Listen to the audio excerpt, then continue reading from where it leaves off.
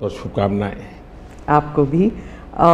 मेरा पहला सवाल होगा ये कि आपने कई भाषणों में कहा है कि 2024 आपका लक्ष्य नहीं है, 2047 है। तो 2047 तक क्या कुछ होने वाला है और क्या ये चुनाव महज एक फॉर्मेलिटी है? मैं समझता हूं कि 2047 को और 2024 दोनों को मिक्सअप नहीं करना चाहिए, दो अलग चीज़ें हैं। जब देश आज़ादी के 75 साल अमृत महोत्सव मना रहा था, उसी समय मैंने ये विषय सबके सामने रखना शुरू किया था, आज से 1-2 साल पहले। और मैं ये कहता था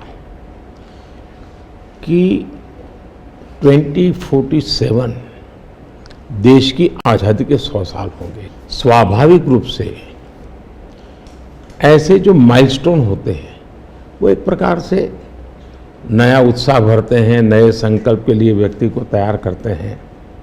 और उस अर्थ में मेरा मत था कि एक मौका है, 75 साल पर हम खड़े हैं, 100 साल पहुंचने वाले हैं, इस 25 साल का सर्वाधिक उपयोग कैसे करें। हर इंस्टीट्यूशन, हर कोई अपना एक लक्ष्य बनाए कि मैं अपना गांव का प्रधान हूं, 2047 तक मेरे गांव में इतना तो मैं करूंगा। आरबीआई को मैं कार्यक्रम में भी गया, 90 साल का उनका कहा। तो मैंने कहा कि 10 साल बहुत महत्वपूर्ण है, आपके 100 साल होंगे, इस पर अभी से सोचिए। तो मेरे मन में 2047 ये भारत की आज़ादी के 100 साल और देश में एक प्रेरणा जगनी चाहिए। और आज़ादी के 100 साल अपने आप एक बहुत इंस्पिरेशन है, किसी व्यक्ति की जरूरत नहीं है। तो एक पार्ट तो वो है। दूसरा है 2024। 2024 ये चुनाव का हमारा जो क्रम है 5 साल का, उसके हिसाब से वो आया हुआ क्रम है। और मैं मानता हूं कि चुनाव ऑल टुगेदर डिफरेंट थिंग है। एक तरफ इस चुनाव में आप देखते हैं, लोकतंत्र में चुनाव को हमने लाइट नहीं लेना चाहिए। ये एक बहुत बड़ा महापर्व है और इसलिए मेरा तो मत है कि उत्सव के रूप में मनाना चाहिए।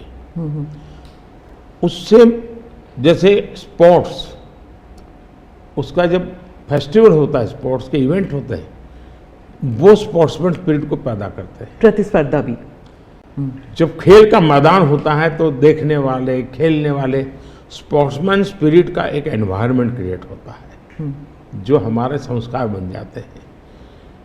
चुनाव का ये माहौल अगर हम उत्सव में पलट दें, लोकोत्सव बना दें, तो हमारी रगों में डेमोक्रेसी, आने वाली पीढ़ियों के रगों में वो संस्कार बन जाती है।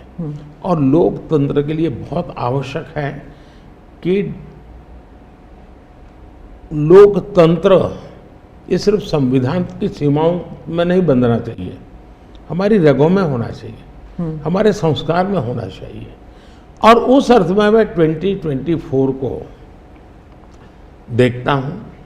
ये बात सही है कि हमारा 25 साल का विजन, और उसमें मैंने बहुत काम किया है। और ये आज कर रहा हूँ ऐसा नहीं है,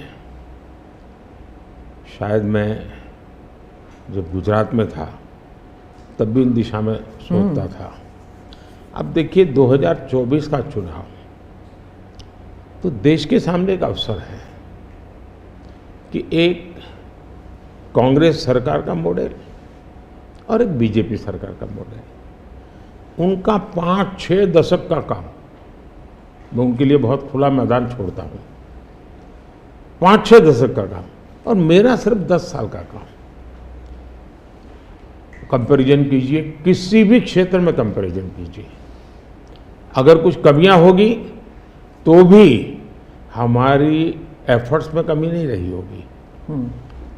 दूसरा, मुझे 10 साल में 2 साल तो कोविड की लड़ाई में जाना पड़ा और आफ्टर इफेक्ट भी बहुत था।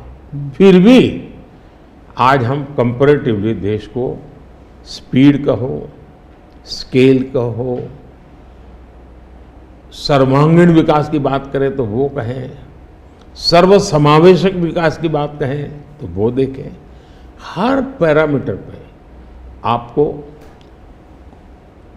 कांग्रेस के मॉडल से एक ऐसा मॉडल नजर आ रहा है कि हाँ, इस रास्ते पर हम चलेंगे इतनी गति से, और गति और बढ़ानी है मुझे। अगले टर्म में गति भी बढ़ानी है और स्केल भी बढ़ाना है, तो वो तो मेरा लक्ष्य ही है। दूसरा, आप देखेंगे कि जब देश चलाने की देशवासी जिम्मेवारी देते हैं तो आपका सिंगल माइंडेड फोकस होना चाहिए। देश के लोग दुर्भाग्य से पहले की राजनीतिक कल्चर ने परिवार को कैसे मजबूत बनाना, परिवार की जड़ों को कोई उखाड़ न दे, उसी में शक्ति लगाते रहे। जबकि मैं देश मजबूत इसी एक लक्ष्य को लेकर के काम कर रहा हूँ। मेरी सरकार पूरी उस लक्ष्य को लेकर के काम रही है। और जब देश मजबूत होता है तो हर कोई उसका बेनिफिशियरी संतोष अनुभव करता है। हाँ यार, कुछ तो हो रहा है,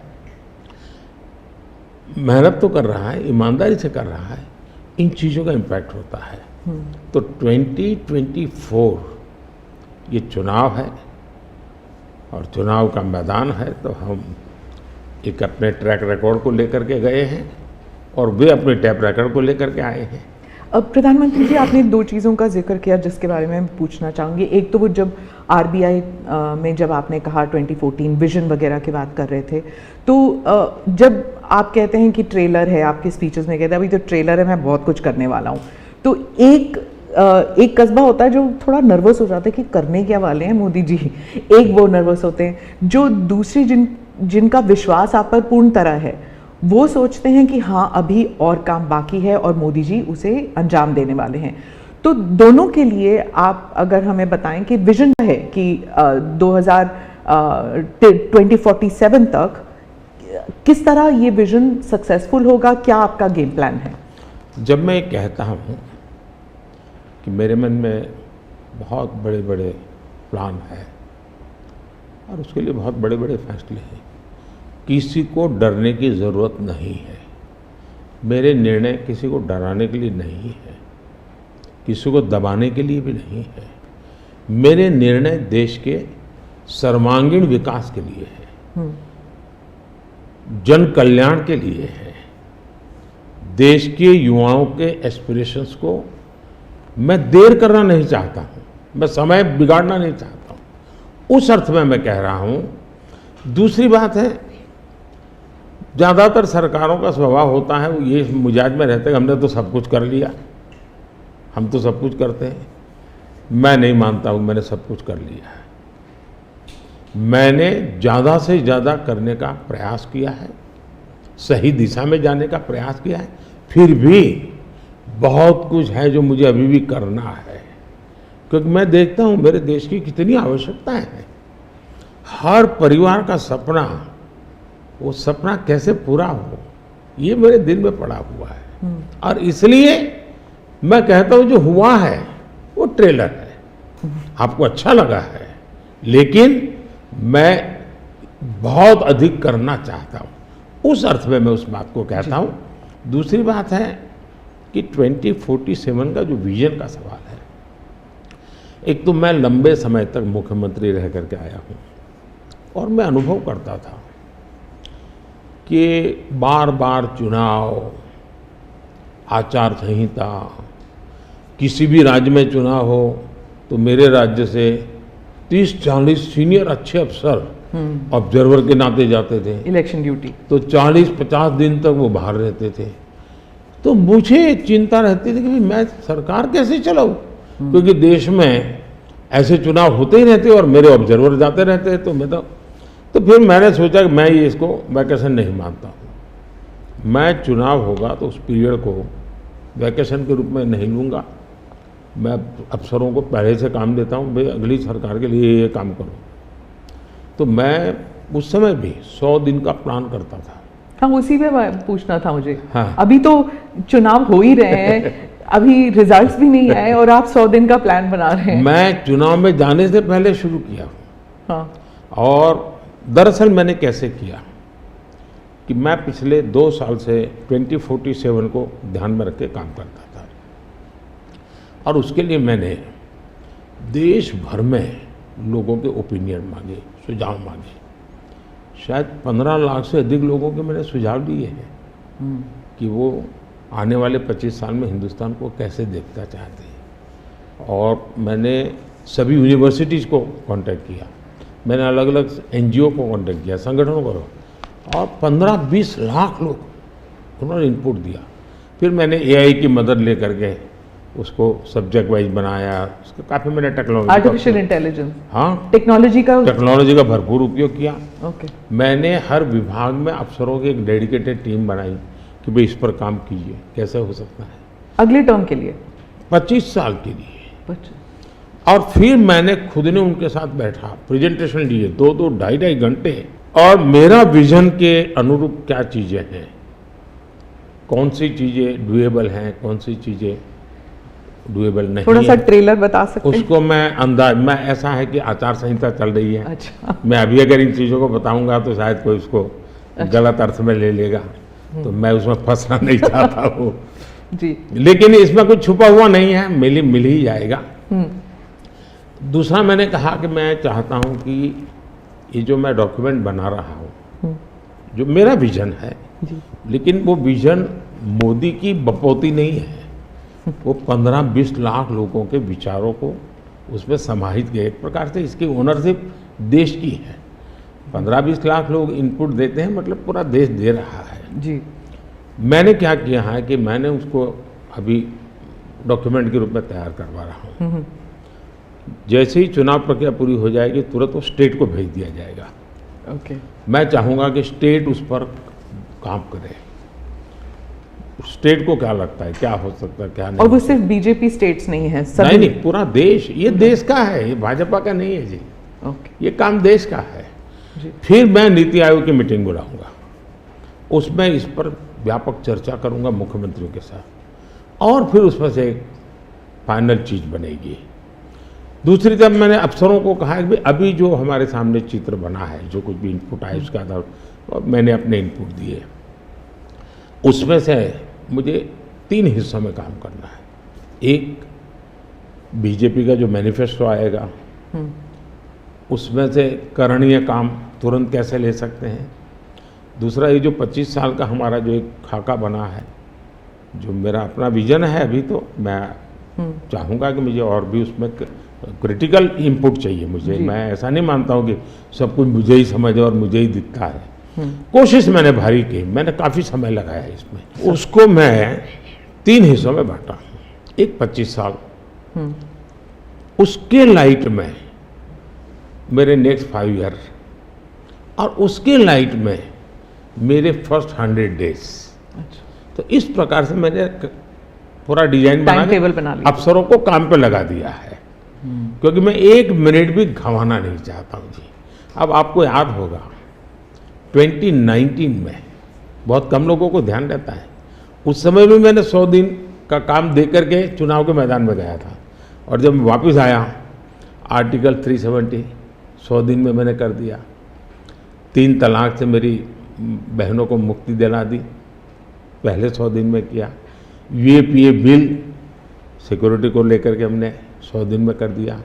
बैंकों का मर्जर बहुत बड़ा काम था, हमने 100 दिन में किया। इतना ही नहीं, पशु का टीकाकरण, ये कोविड के टीकाकरण की इतनी चल रहा है ना, मैं देश में पहली बार करीब 15,000 करोड़ रुपया लगा करके पशुओं के टीकाकरण का बड़ा अभियान चला रहा हूँ, और मैंने 19 में पहले 100 दिन में किया था। तो मैं 100 दिन क्या काम करना वो हैफाजत नहीं करता, मैं बिल्कुल प्लानिंग करके उसको आधार पर आगे चलाता हूँ। मोदी जी, आपने एक टर्म कॉइन किया है जो बहुत ही लोकप्रिय हो गया है, मोदी की गारंटी। अब चुनाव के वक्त कई लोग कह रहे हैं कि क्या उम्मीदवार जो है वो नॉट इम्पॉर्टेंट है, वोट तो सिर्फ मोदी जी को जा रहा है क्योंकि मोदी जी की गारंटी है। तो इलेक्शन के दौरान ये सब टर्मिनोलॉजी इम्पोर्टेंट होता है? पहली बात है, उम्मीदवार ही नहीं, चुनाव में हर मतदाता इम्पोर्टेंट होता है। चुनाव में बूथ लेवल का कार्यकर्ता भी इम्पोर्टेंट होता है, कैंडिडेट भी उतना ही महत्वपूर्ण होता है। और इसलिए ये कह देना कि और किसी का महत्व नहीं होता है, ये वरना इतना बड़ा चुनाव हो ही नहीं सकता है जी, तो बहुत महत्व होता है।